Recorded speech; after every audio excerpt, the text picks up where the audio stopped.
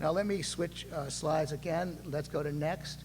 And there I associate myself with a reformer, a very eminent reformer named John Taylor.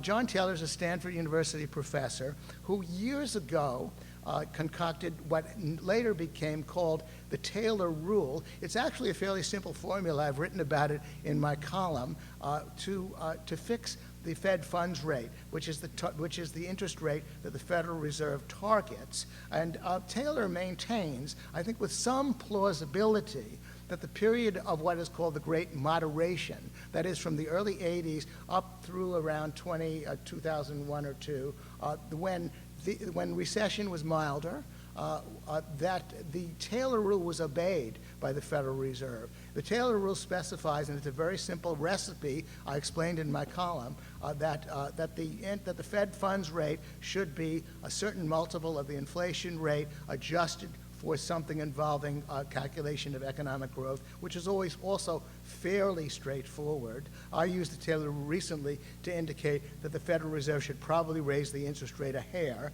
But what Taylor tried to demonstrate is that for several key years, the Taylor Rule was violated. That's a somewhat more sophisticated version of what I'm talking about, but what I'm trying to emphasize is that negative real interest rates cannot occur on a market. It has nothing to do with what a market would be all about. The only thing I would say about Taylor and the Great Moderation is that if the Great Moderation is the best we can do, it ain't that great anyway. The Great Moderation in the early 80s over that 20-year period was punctuated by 2 recessions, high unemployment, 2 market crashes, but it was a heck of a lot better than what we had before the Taylor Rule was adopted, and it certainly is a heck of a lot better than what we've had since when the Taylor Rule was violated during this key period. Next. Now, we're talking now about what I'm calling the Greenspan defense, about what happened and why he did what he did.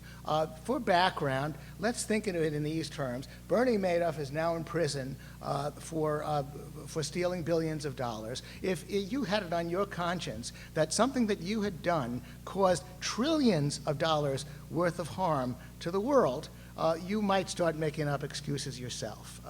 You might not be able to look yourself in the mirror. You might rationalize it a bit, particularly since you've just come off this high of being called the maestro. But since Greenspan said it, people tend to take it seriously. So let's try to explore what he wrote in the Wall Street Journal early this year in order to exculpate himself. Start with it this way. There are at least 2 broad and competing explanations he wrote of the origins of the crisis. The first is that the easy money policies of the Federal Reserve produced the U.S. housing bubble that is at the core of today's financial mess.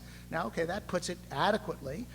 I'm not saying, by the way, that it was the only cause. I say that probably if we didn't have the policies of the Federal Reserve, we would not have anything like the mess that we've gotten. It was a very, very essential part of it, but other things came into play. However, Greenspan summarizes that adequately. The easy money policies did it.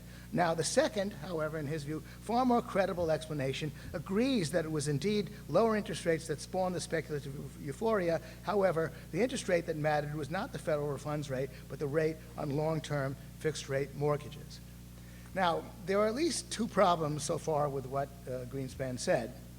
The first is that he attributes to people who talk about easy money an idea that none of us would ever accede to. We don't say that there is a specific connection, always a lockstep relationship between the Fed funds rate that he targets and the long-term mortgage interest rate. But what does happen is that the easy money policy, of course, produces a lot of money and credit and a huge amount of supply that comes on the market that banks can generate that weighs on the long-term interest rate.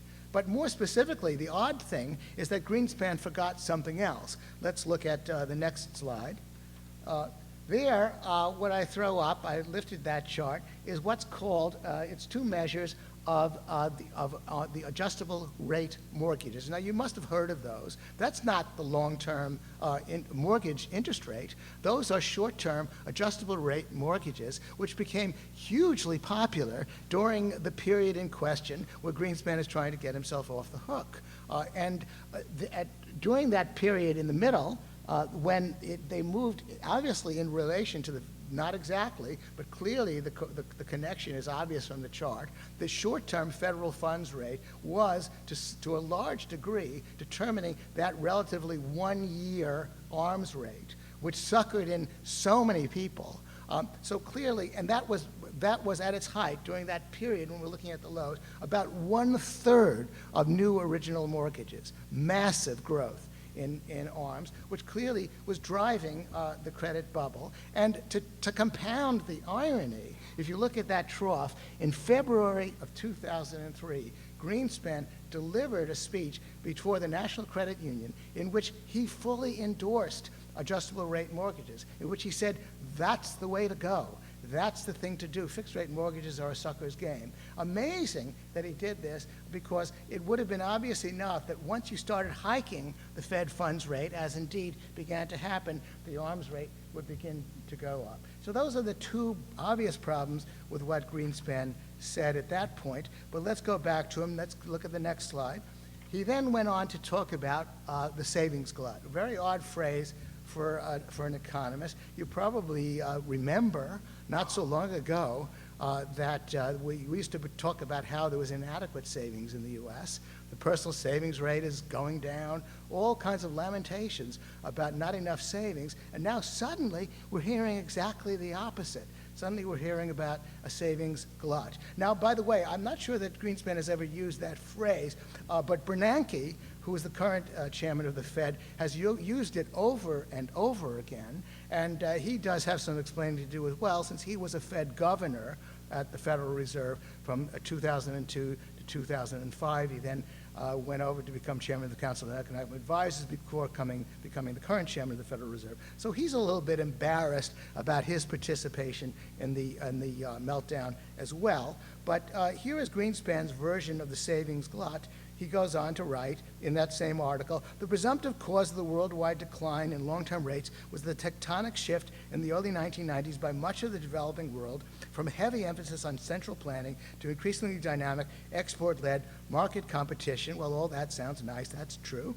The result was a surge in growth in China and a large number of other emerging market economies that led to an excess of global intended savings relative to intended capital investment. That ex ante, before the fact excessive savings, propelled global long-term interest rates progressively lower between early 2000 and 2005. Now, what is he saying? He's saying that there was an excess of savings, a savings glut occurred between 2000 and 2005,